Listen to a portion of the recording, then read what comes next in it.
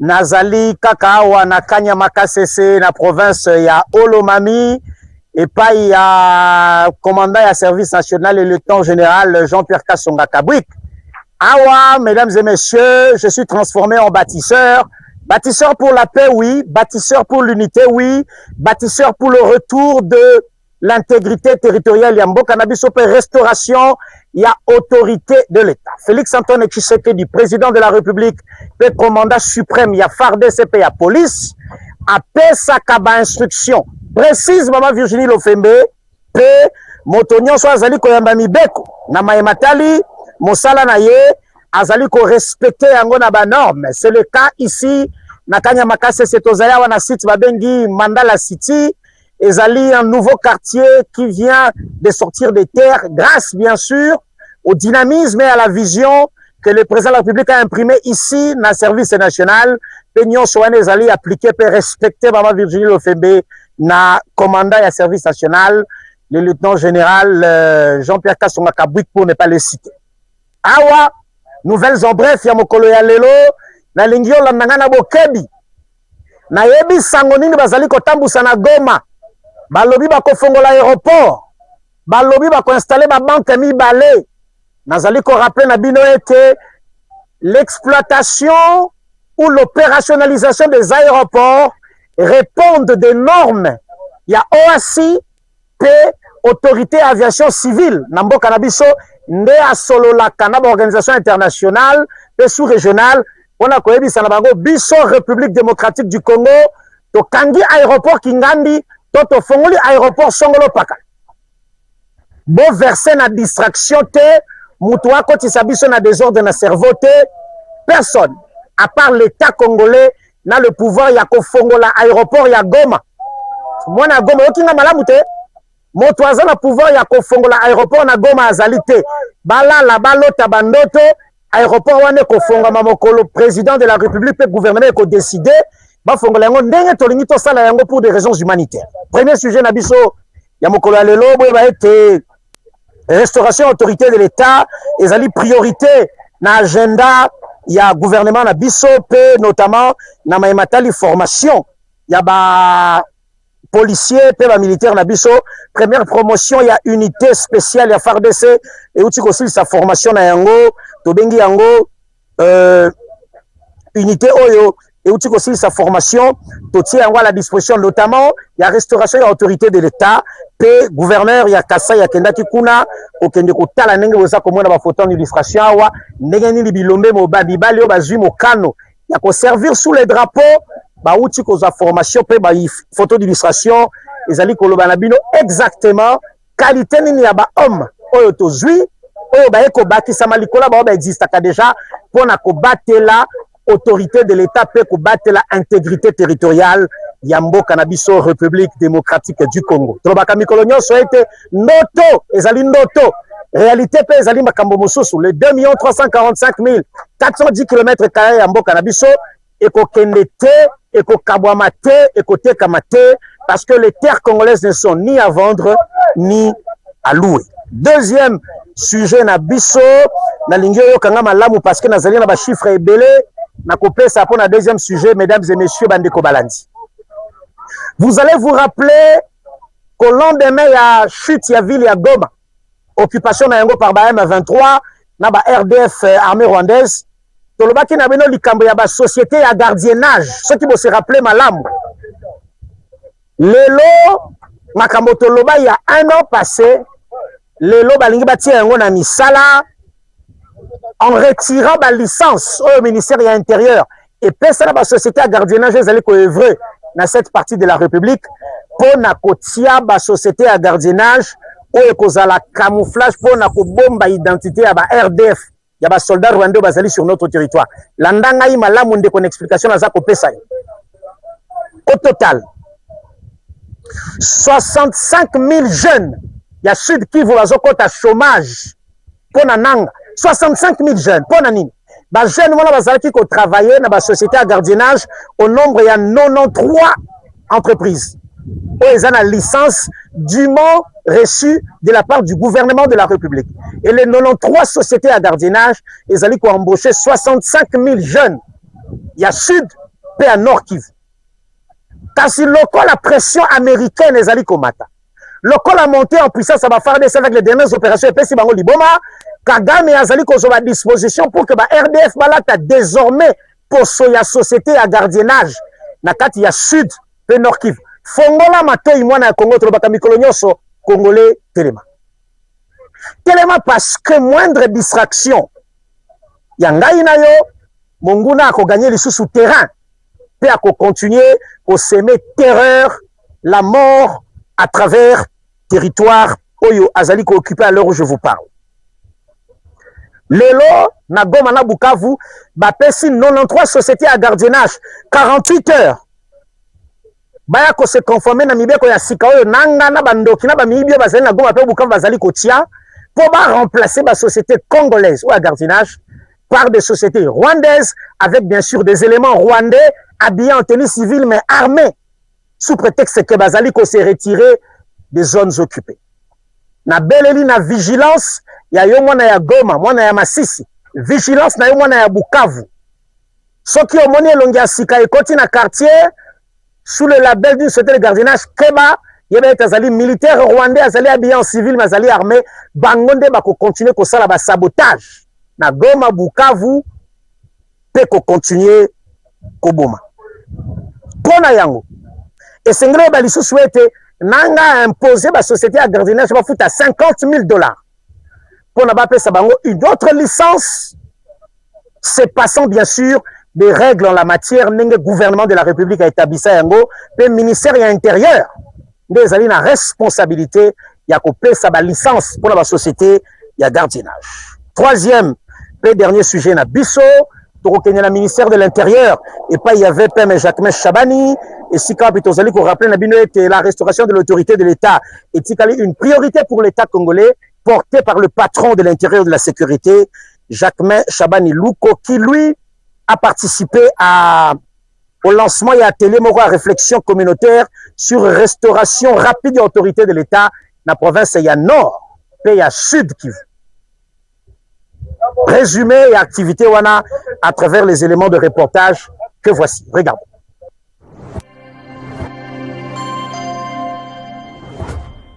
Notre pays traverse une période particulièrement déterminante de son histoire. Les provinces du Nord et du Sud Kivu subissent les conséquences dramatiques de l'agression de notre pays par le Rwanda et ses supplétifs AFC M23. Ainsi que l'activisme armé des terroristes ADF. Cette situation a entraîné des pertes importantes en vies humaines, la destruction des infrastructures, le déplacement de millions de nos compatriotes, la désorganisation de l'économie locale, ainsi qu'un affaiblissement de la présence de l'État dans plusieurs territoires. Aujourd'hui, grâce aux efforts ainsi qu'aux initiatives diplomatiques conduites sous le leadership de son Excellence M. Félix Antoine Tshisekedi Tshilombo, président de la République et chef de l'État, et de nos forces de défense et de sécurité, certaines zones connaissent progressivement une amélioration de la situation sécuritaire.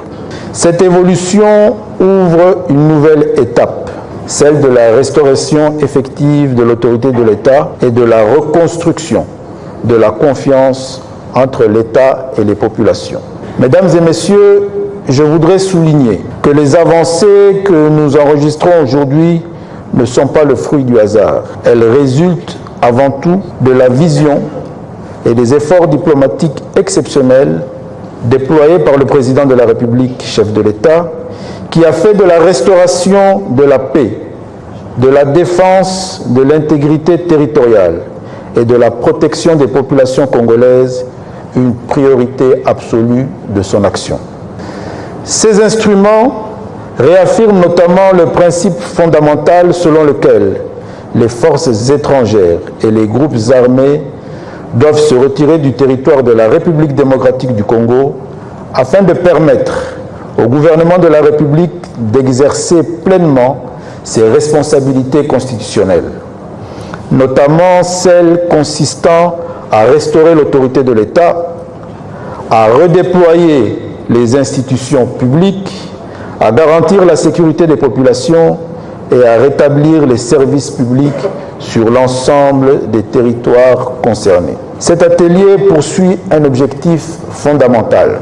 Il ne s'agit pas simplement d'écouter des exposés ou de partager des analyses. Il s'agit avant tout de bâtir ensemble une vision commune de la paix et de la stabilité dans nos provinces.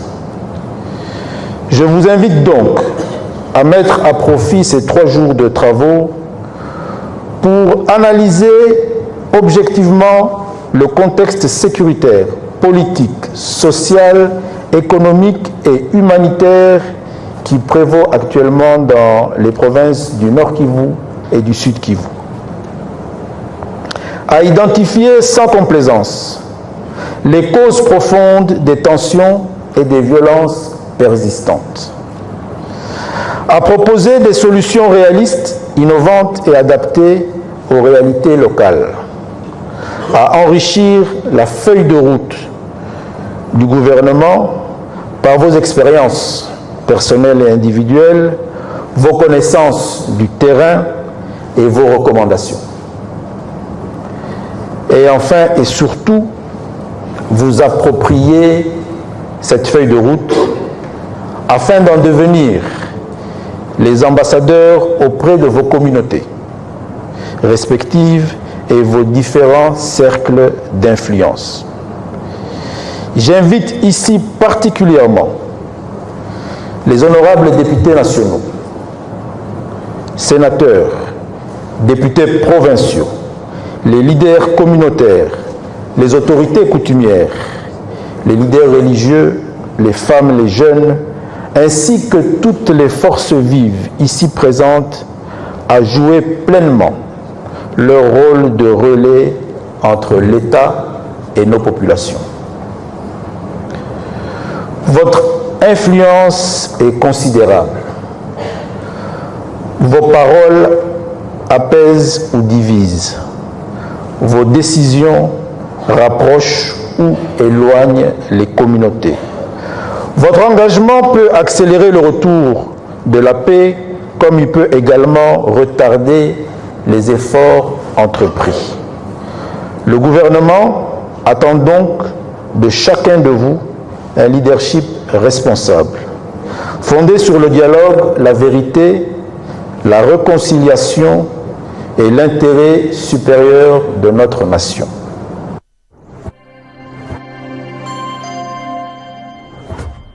Wana bauti koyoka, c'est que le VPM intérieur a outi organisé pour une restauration rapide de l'autorité de l'État dans le nord et dans le sud Kivu. Ndeko nangai na yebi yo lingaka makambu wana olingaka nalo bangote yo lingaka makambi ya yebi yango ya butu yo yebi. Mais la responsabilité qui est la nôtre zali ya kobattre la mabele tala sika tozali awa. Awa tozali au milieu de nulle part, tozali na zamba. Mais la vie est née ici. Parce que le gouvernement de la République prend ses responsabilités en bas. Awa service national, tala makambo asali, okokanisa Montfleury, okokanisa Gombe, okokanisa Pigeon. Nzoka tozali na Kanyama Kasese. On nous accuse que Batabaji va armer sous prétexte que le pays est mal gouverné. Est-ce qu'un pays qui est mal gouverné peut produire de tels résultats? Chaque jour qui passe, Nanga, Nabando qui bazali autour de lui, bazali ko changer forme ya ba raison ya combat. Dites-moi un peu, il y a plus de 30 ans, Bitumbo ya Rwanda et Banda. Raison ezalaka nini, il y a plus de 30 ans. Yango na bisaki na bino bana Congo boye ba ete Félix Antoine Tshisekedi a décidé asilisa makambo oyo différemment. Ya ndenge ba silisa yango.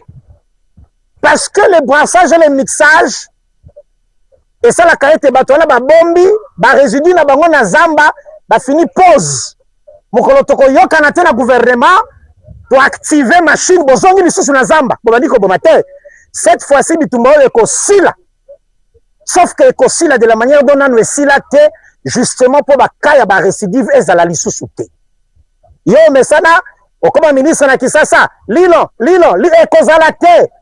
Yo zalaki lieutenant na Zambo, ye général, lieutenant général 3 étoiles. Boyete.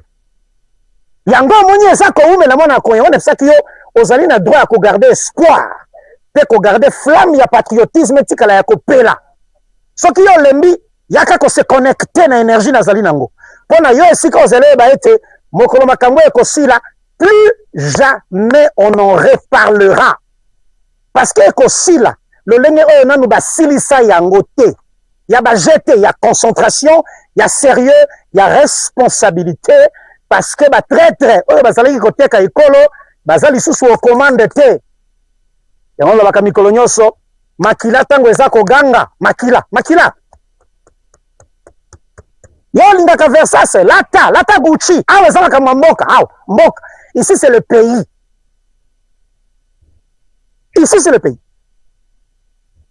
nazalaki dernièrement na village Gombe na village ya bakona ikuna esika tata na ye azali chef coutumier tata ya nanga atambolaka na liberté na Gombe village Gombe na Otsweni en liberté en plus il est chef coutumier régulariser sous na arrêté ya ministre intérieur.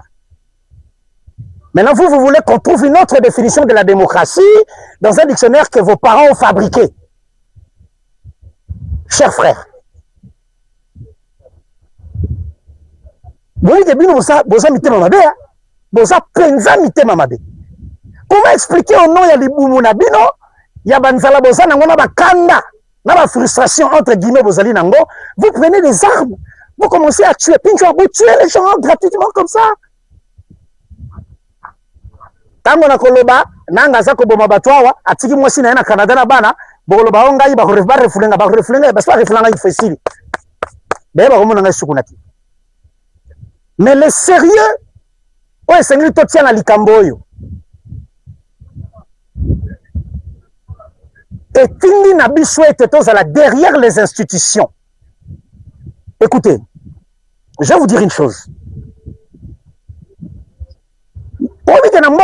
Président vieux. Vous savez pourquoi?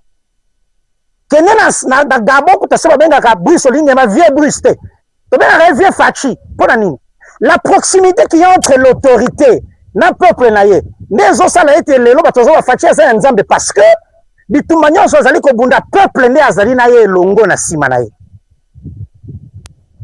quelle est la France? Ben vieux Macron. C'est pas Quelle est la France? Ah, tu ben vieux béton. Tozonga quelques années en arrière. Oso benga vieux Joseph. Tozonga. 2001, 2002. Benga vieux Joseph. Yamona lobakisa makambo ya makila. C'est le son qui crie dans les veines ya Fachi. Makila eza koganga na nzoto ya Suminwa. Makila eza koganga na nzoto ya Dudu Fuamba. Dans nzoto ya Patrick Mouyaya. Nezo sala été tous nous sommes mobilisés pour la combattre l'école. Maman Virginie. Nous avons salué l'antenne pour tout à l'heure et Seigneur Nayamba président Jacob Béa. Awa Tosola, Azalia Okame, Azalia, Nakanya Makase, Azalia. Yo le baka présent que na à Paris peut-être, Azalia, Nakanya Makase. Na poussière, na moto, na vélo, Awa Tozanai. Na Kobe qui s'est invité, Nangaï président Jacob Béa, Tokosolanaye, Maïmatali, Nyonso Tozali Komo na Awa. Awa Nakanya Makase, Sengaï Mbala Libosona ya Maman Virginie. Kasi le témoignage que nous avons ici. Président Jacob Béa, bonjour, bienvenue. Non, merci. Voilà. Alors, président Jacob Béa, ça va comme ça, on peut avancer? Ok. Mbalanoya Liboso, yawa, toi, c'est la 50e fois. Non, non, Zambala Liboso. Très bien. Impression de Liboso, au Tambolimboka, au Moni Misala. En tout cas, na banina nukopesa matondo mingi na mokonzi mboka, commandant suprême. Yende Kolo Vision. Après, na eko zongi sa vraiment matondo mingi et pas ya général Kasongo Kabwik parce que yende mutazali ko salete vision ya chef de l'État et kende liboso. Awa na service national bon to mona to yoka mais soki batunyo so bakozala ba courager et puis bakozala lokola général. Je crois que mboka na biso tozana tina ya ko envier mboka misusu pe. Très bien. Alors mais entre-temps outi tokitaki tozana Olomami. Mais pour la plupart des chemins qui à Kassai, tu sali près de 4 heures de route. Quelles sont les impressions d'Anzela, les routes nationales, ville Yambushimai, aéroport? Non, En tout cas tokopesa toujours kaka matondi na mwana mboka Faci Beton po oyo aboye tikala kosalima te oyo tozomona oyo tozoyeba te miracle oyo azosala yango ndenge nini aimite kaka ndenge Jésus Christ azali na makayabu kaka mibale me bato 1000 basi esili kokoka bango ndenge moko na Faci Beton toyebi te malgré guerre oyo eza imposé mais degré misala totamboli Kasai oriental tomoni ndenge ezali vraiment macadamisé. En tout cas vraiment rien à dire parce que musala eza komonana toye lisusu awa tokanisa misala esuki kaka kuna mais toye awa na Olomami misala lisusu alors tokoloba lisusu nini. En tout cas oyo biso bakongolais oyo na kosenga bilenge lokola ngai ba jeune lokola ngai topesa kaka matondo na Faci Beton tozala na nsima na ye po ya boye etikala kosalema te tambola na baprovince nyonso to tambola po oloba parce que mingi bazoloba mais bazotambola te vaut mieux otambola okita na terrain po misu na yo esala nini emona. Très bien. Alors président Jacob ya guerre nanu esilite Goma, Bukavu, Masisi, na certains coins du pays, na maboko ya Monguna, mais distraction comme kokota bilenge. To comme komesana na situation oyo. Bango bazalaka kuna, biso tozalaka awa, ce qui est anormal. Parce que Congo est allé 2 345 410 km². Nino koloba na ba jeune ya Congo Mobimba et en particulier ba bazali sous occupation et sous l'emprise ya ennemi. Non, oh, na koloba toujours ndenge toloba il faut totelema. Résistance, il faut ezala. Résistance toko ko isangote parce que Congo eza ya biso. Congo eza ya bapaya te. Mboka oyo ezali mboka oyo to hérité yango epa ba koko na biso. Biso pe toko tikela yango epa ya bana na biso epa ba koko na biso. Voilà pourquoi tolobi na ba jeune union surtout congolais en général. Totelema, totika distraction. Tozala ya kotelema, tozala na sima ya Faci Beton. Pour que to bare Munguna nzela. Munguna aza na droit ya koleka te parce que Congo eza ya bango te, Congo eza ya ba Congolais. Bande kona biso oyo bazali na ba zone occupée. Biso tokoki jamais kotika bino. Toza na bino, tokozala toujours na bino, boza bande kona biso. Bakosa bino te, bacha bino biloko na mutu te ke biso na bino tokabwani, biso totiki bino te. Losambo na biso chaque jour tochaka mabolongo na biso na se pona kosenga libération ya Goma Bukavu na ba ville oyo misusu oyo bakangi. Voilà pourquoi tolobi tozali déterminé biso na Kinshasa tozali tokotika te nzambe apesa biso toujours makasi ba oyo pe bazali motivé oyebi ke ba jeune mingi baza besoin bakota kaka na FRDC parce que il faut babundela mboka. Babundela mboka, ouais. Mboka na biso tokotika yango te. Ata ba mati ba kiti ba lobby biso tozakaka na Faci Beton tinati.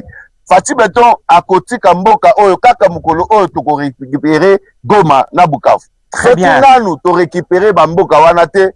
En tout cas biso pe tokotika Congo te. Alors très bien président, avant tosilisa bilenge bazalaka na ba tendance mibale. Ba misusu bazali ba membre ya ba parti politique. Ba misusu bazali bato baboya kokota na politique mais batikali ba Congolais. Nini okoloba ba jeune oyo pona bango bitumba eza ya UDPS, bitumba eza ya Palu, bitumba eza ya MLC, bitumba eza ya REP, ya Gilwando, nini okoloba na bango?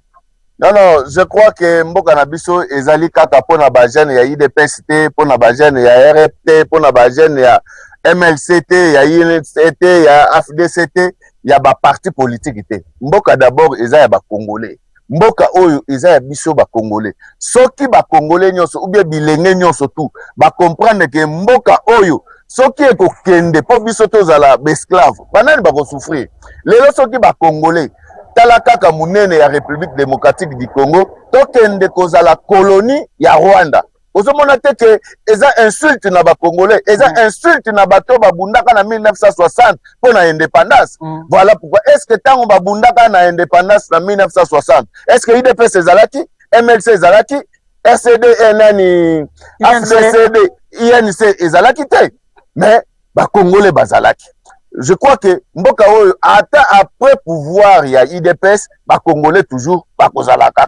Voilà pourquoi na koyebisa ba Congolais nyonso bilenge oyo bazali na politique oyo bazali a politique biso nyonso photo zala lisanga moko na sima ya Faci Beton parce que makambo ya ba parti politique ezate na makambo etali mboka na biso makambo etali mboka ba oyo bazokufa ezaka bato yi de pesa ba o bazo boma ezaka ka bato yi de peste ba o bazo violer bazaka bato yi de peste baza ba congolais. IDPS ezali organisation moko na kati ya ba congolais o ezali kosala ke ebundisa pour que ba paya pe basala nini bakoka kozwa mboka na biso te. Voilà pourquoi tolobi mboka oyo makambo etali mboka oyo etali ba congolais nyonso. Papa mama mwana muke mukolo toyeba ke mboka oyo eza besoin na soutien ya mutu nyonso. Mutu nyonso tu aza na droit ya kotelema kobunda pour que babotola biso mboka te. Soki esclavagiste eye ekoépargne mutu te. Mutu moko te akozala ke ngai na ndimaki te. Bakozwa biso ndenge bandeko na biso baza kosufrir na Goma na Bukavu, moye baloba eza te. Moye basala eza te. Bauta ekoboma ndeko moko na bar. Nayebi te soki omonaki video wana. Est-ce que wana azalaki mutu ya IDPS? Aza mutu ya IDPS te? Aza mutu te ya MLC ou ya INC ou ya FDC? Aza mutu ya ba parti politique nyonso tout te? Mais azali congolais aza na droit na ye parce que constitution na biso ezo garantir droit. Liberté d'expression, mutu to aza libre. Même na ba zone occupée, liberté ezate. Voilà pourquoi na lobi biso bilinge toza na droit ya kubare nzela na batu wana parce que tokoya lisusu kozonga na sima. Tala place oyo tokomi na Fachi Beton. Na seta ya pamba ya Fachi Beton, mais tala ndenge tozo tala misala ezo salima. Partout misala eza ko salima. Ba Congolais au moins baza fier lelo na ba université oyo toko lula lisusu potote. Outi koloba awo eloko nini okoanvie na Canada. Nini tala nyonso. Ça veut dire que lelo nako longwa Kinshasa, nake Mbujimai, na longwa Mbujimai, nake Équateur, na okokuta ba condition ndenge moko nde Fachi ya sali yango. Toza besoin isusu to envier ba poto wana te parce que mboka na biso na neza munene na to silisi yango kutu te. Miracle ezali ko se produire presque chaque jour. Voilà pourquoi nga nazali ko senga na ba Congolais nyonso tu na bilenge nyonso tu tozala na sima ya Fachi Beton biso nyonso tu soki tokozala na service national lokola biso je crois mboka na biso eke liboso toko envier mutu te. Merci na général Kasongo Kabwik na musala oyo azali ko sala et puis adhésion pour na ba jeune nyonso tu na service national. Il faut boza awe zakaka pona ba kuluna te ezate ke foza na kuluna simete para ko ipo décider mwana azaka moi têtu le têtu de la famille le têtu de la famille ezaka ba têtu te muto aza na savoir na ye amoni ka ko bakisa un plus aza na droit ya koya awa parce que toza besoin ya expertise ya mutu nyonso. Très bien, parce que on rappelle que bandako nyonso etonga na boka ba bâtisseur. Oui. Mais baza wana mais baza besoin baza l'encadrer, baza l'accompagner. Eza mabete ba o nyonso tu ba moni ke musala ezalaka te misala ezaka te ya bureau misala oyo pe eza important pour na biso parce que ba Japon ba Chine ba pays ebele ba États-Unis wana ba tonga ngona ba bâtisseur. Très bien, merci président Jacob Beyazana Trésor Kadima moko ya ba communicateur oyo balongwe Kinshasa ba ye awa pona ko accompagner ce jour de travail. Il y a président de la République Félix Antoine Tshisekedi. Tozali awa na Kanya Makase c'est la province ya Olomami bande ko bosa kota la biso à travers le monde entier. Boye ba ete nyonso boza ko mona na sima awa ezali Gombe te, ezali ma campagne te, ezali Mbinza Pigeon te, ezali nde Kanya Makase. Sango nyonso boyoka ya mabeo bana na biso bakene kuna ke okufa nakuti bana ya bandala. Nakuti ba mobondo ba uti bandundu bazali awa. Nakuti ba kuluna bakangana ngiringiri bazali awa. Mwana moko te baboma ye na nzela, tous ces enfants sont en vie et ils sont devenus utiles pour na mboka pe bangonde batongi bandako boza komona awa. Na ba image nyonso boza komona na illustration, boye ba ete ba bâtisseur de la République nde basali mosala. Papa Trésor Mbote pe bienvenue dans plateau de circonstance. Merci beaucoup, monsieur Yves Abdallah.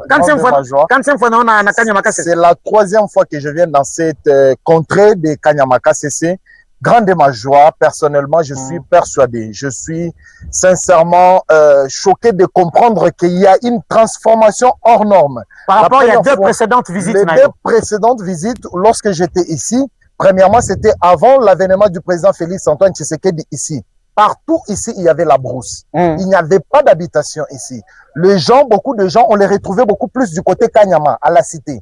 Mais ici, il y avait la brousse. Mais ici, nous sommes à KCC. Ici, nous sommes Kanyama, c'est à 30 km d'ici. C'est pratiquement à 30 km d'ici, de la cité des bâtisseurs, là où nous sommes ici. Okay. Alors, lorsque je suis venu pour la première fois, il n'y avait rien. Ici, c'était la brousse.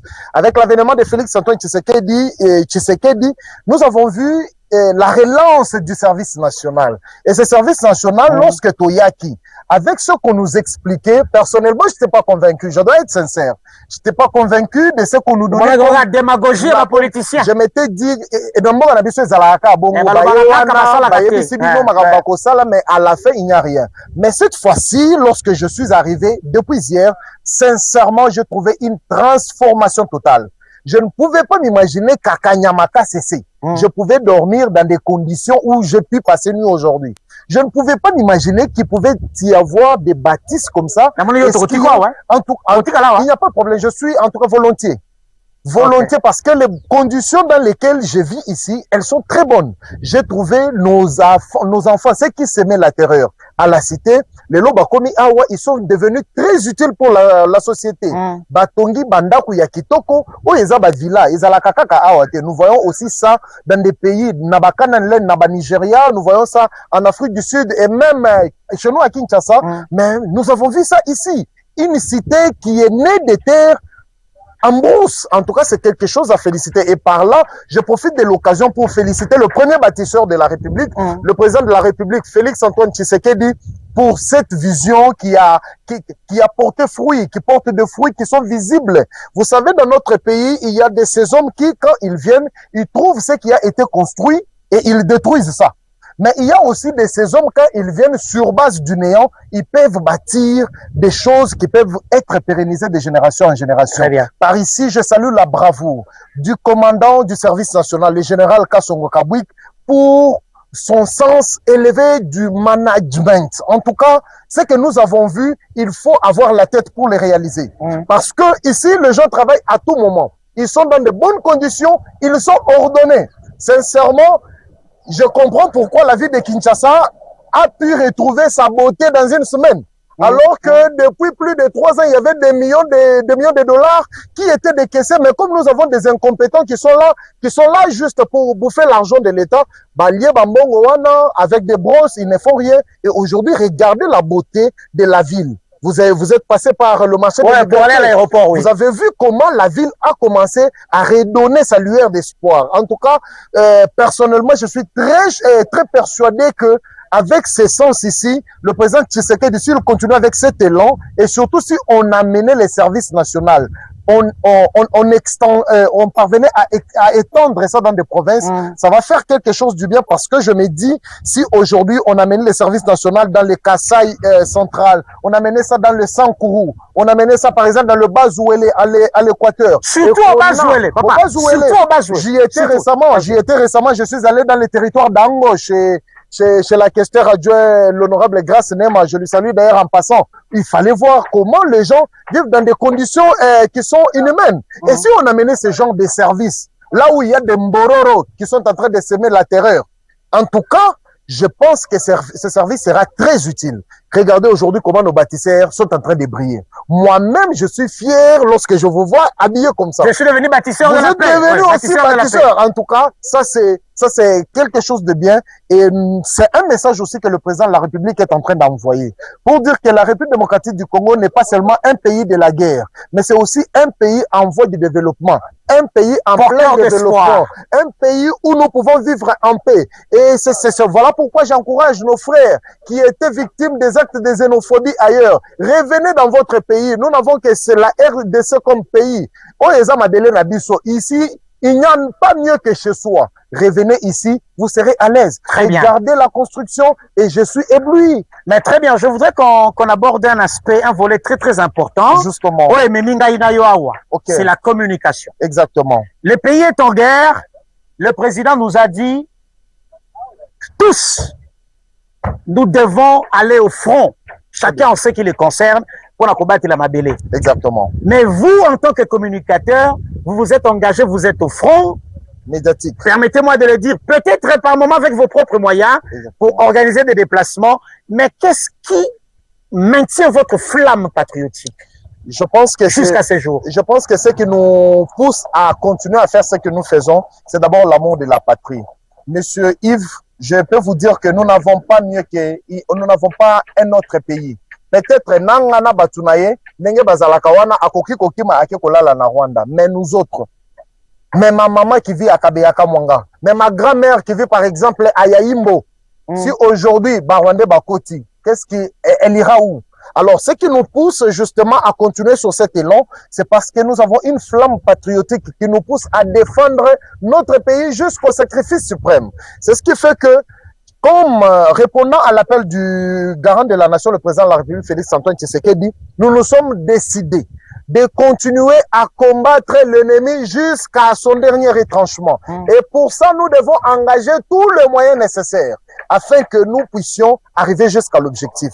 Et par là aussi, bien que nos moyens soient maigres, nous ne devons pas aussi les nier. Il y a aussi un accompagnement de temps en temps, tant soit peu du gouvernement. C'est par là que je salue l'esprit réceptif du ministre de la Communication, l'excellence Patrick Mouyaya, qui a toujours été là. Moi, j'aime bien l'appeler le ministre de l'écoute, qui a toujours été là pour écouter. Que ce soit en termes d'éléments de langage, que ce soit en termes de communication, c'est quelqu'un qui est là. Il nous a toujours facilité la tâche d'une manière ou d'une autre. Et par là, nous nous disons, nous allons continuer. À Tabalobi, les devoirs vont nous appeler dans la forêt équatoriale.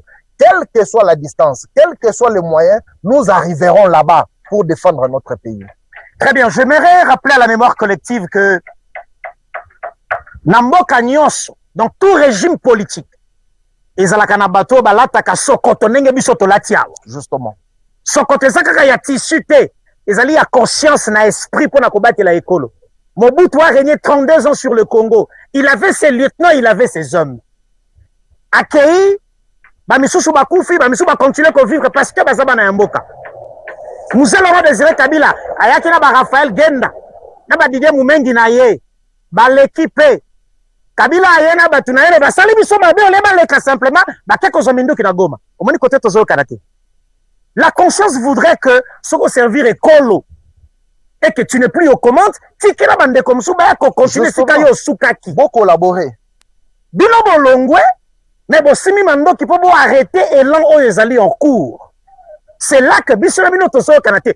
Na bien vienanga to swani te. Toni mosita. Ngambu yo poni nde tinzi ngai na Trésor na Sylvain na président Jeko na bato basako to boya yo ozafi na sakina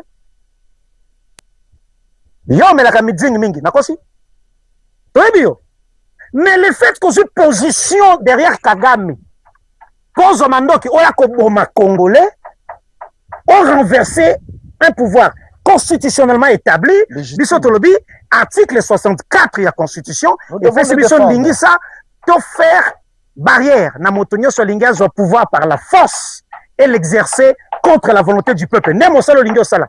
Yango tolobi vie aux aviens na biso ya kin. Mais on mata o kita. Vie lai to telemelo. Et pire encore, so to kutani na yo boy. Na mo limo de la tie to kata yo. Italio kaka. To kata yo. Parce que il s'agit de la patrie. Il s'agit ici de la patrie. 120 millions d'hommes ne peuvent pas parler au même moment Toroyo Kanate. Il faut attaquer 40, 50, 60 de Bissoto Telemi, Toloba au nom de tous les 120 millions de Congolais. Exactement. C'est une responsabilité au Tozui. Yakolobe Labatu, Oyo Basimi Manduki. Vous savez, dans un pays normal, Boutou Okoki Kokendete Kosima Manduki à cause de la faim. Okoki jamais kokende kozwa manduki parce que tu as des différends avec des individus. Mboka Oyo, on dit toujours les hommes passent, les institutions restent. Alors, tant que toi tu es au pouvoir et que tu as exercé ton pouvoir, ceux qui osent esili, tikela pe baninga. Ceux qui osent na ba frustration na batu, silana na batuana, au lieu de kosimba manduki. Mais aujourd'hui, nous parlons beaucoup plus de Nanga. Mais n'oublions pas que derrière Nanga, il y a monsieur Joseph Kabila. Moi, j'aime bien le dire ainsi. Vous savez, récemment là, la semaine passée, alors que je venais, j'étais en train de suivre le journal, j'ai vu Macky Sall L'ancien président, il y a Sénégal. Ouais. Il est allé voir son homologue, son successeur, qui est là afin de le soutenir parce que il est en train de concourir pour un poste très stratégique au niveau des Nations Unies. Ouais. Mais ici, chez nous, la honte que j'ai eue, c'est de savoir que notre ancien président en nous est devenu rebelle. Notre ancien président en nous est en train d'encourager les rebelles en disant que les revendications des rebelles, des personnes qui tuent nos frères, ce sont des revendications qui sont légitimes. Et ça, c'est une honte pour l'histoire de notre pays. Voilà pourquoi nous, en tant que patriotes, nous, en tant que Congolais, oyo ya côté lema, parce qu'on nous a dit Congolais télément. Nous, biso tozali ya côté lema. To côté lema la batouana jusqu'à leur dernier retranchement. Écoutez, Kagame azol télément. Kagame azoya koyebisa biso que non bato wana ndenge baza wana combattre les M23 c'est combattre les Rwanda et je suis prêt à tout. Et qu'est-ce que vous voulez? Bolingi lisusu nini? Voilà pourquoi moi j'invite tous les Congolais, de partout où vous êtes, vous nous suivez à travers le 26 provinces. Levez-vous et nous devons arrêter cette histoire. Rangeons-nous derrière le président de la République. Binomoro bomoni ba effort, tata mokonzi yamboka, Félix Antoine Tshisekedi, azali ko fournir. Nous sommes partis. Ces gens-là nous avaient promis que le 30 juin 2025, balinga bazala na stade de martyr. Mais aujourd'hui, nanga akomi wapi? Nanga bokomi niveau nini? Nanga, pourquoi Olongwe na Uvira? Yo zaki muto makasi, pourquoi Olongwe na Uvira?